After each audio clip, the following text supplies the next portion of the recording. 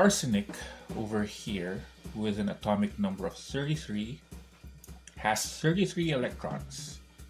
These 33 negatively charged particles move around regions in space called orbitals. There are several orbitals in an atom where electrons can move around.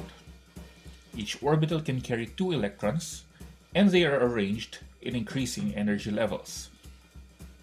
Arsenic's 33 electrons are assigned into these orbitals starting from those with low energy levels.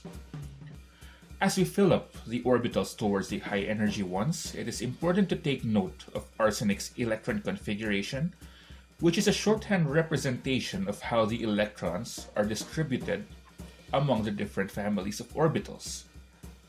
We give extra special attention and importance to the assignment of electrons into orbitals because understanding the behavior of electrons is the key to understanding chemistry. To help us understand this better, we shall introduce a new concept using the electron configurations of aluminum, sulfur, sodium, iodine, and cesium. Let us now learn about the concept of valence electrons. An atom's valence electrons are those that are present in the s and p orbitals of highest energy level. For aluminum, its highest energy level is 3, which has the 3s and 3p orbitals over here. The s orbital carries 2 electrons and the p orbitals carry 1 electron, which gives us a total of 3 valence electrons. Doing the same for sulfur, which has 3 as its highest energy level, the 2 electrons from 3s and 4 electrons in 3p add up to 6 valence electrons. Sodium over here has just 1 valence electron, while iodine has 7 from energy level 5. It's important to note that we did not include the 10 electrons in the 4d family because we are only considering electrons from the highest energy level, which is 5, not 4. And lastly, for cesium, we see that it has 1 valence electron. The importance of understanding valence electrons became very useful in explaining the behavior of the noble gases, or the gases that are generally inert or non-reactive. Chemists have been curious about their inert behavior for decades, and when the concepts of orbitals and valence electrons were formalized, they realized that the inertness of these gases may be due to the fact that they all have 8 valence electrons. And this got chemists thinking that maybe 8 electrons holds the key to atomic stability. This led them to test and later on conclude the octet rule, which states that nuclei must become like noble gases to achieve stability. And to do that, they must have 8 valence electrons around them. Well, except for hydrogen, helium, and boron. Let's have a look at chlorine, for example, which has 7 valence electrons. According to the octet rule, chlorine is 1 electron short to form an octet to become stable.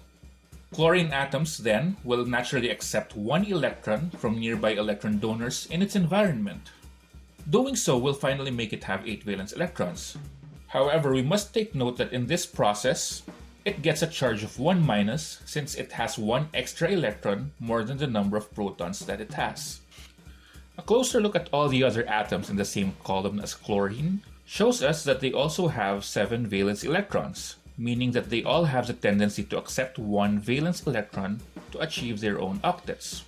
In the process, they also get a charge of 1 minus.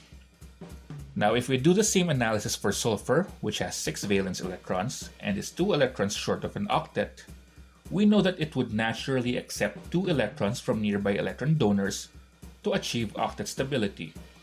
Doing so would give it a charge of 2 minus, since it has 2 extra electrons on top of the number of protons that it has. Again, the same can be said about the other atoms in the same column as sulfur. They all have 6 valence electrons, making them naturally accept 2 electrons, giving them a common charge of 2 minus. For potassium over here, we see that it has only 1 valence electron, 7 short to get octet stability, right? If we follow what was done to chlorine and sulfur earlier, we'll make potassium accept 7 electrons from nearby electron donors to achieve octet stability. Now this process sounds tedious as it involves 7 electrons, which sounds too many. But if we look closer at potassium's electrons, we see that its level 3 electrons in its 3s and 3p orbitals form a complete octet. Now what if maybe potassium would just lose its 4s electron by donating it to nearby electron acceptors? Doing so will make potassium achieve octet stability with its 3s and 3p orbitals instead of level 4 orbitals. In the process of losing one electron, it now gets a charge of 1 plus, since it now has one less electron than its total number of protons. Between the two processes, potassium atoms would rather just lose one electron rather than tediously gather 7 electrons from its surroundings. Again, the same trend can be observed among all elements in the same column as potassium, and they all follow suit in letting go of one electron instead of taking 7, making them positively charged. If we do the same procedure to the representative elements of the periodic table, we can predict what their common charges are, and we can see that the following trend prevails on the periodic table.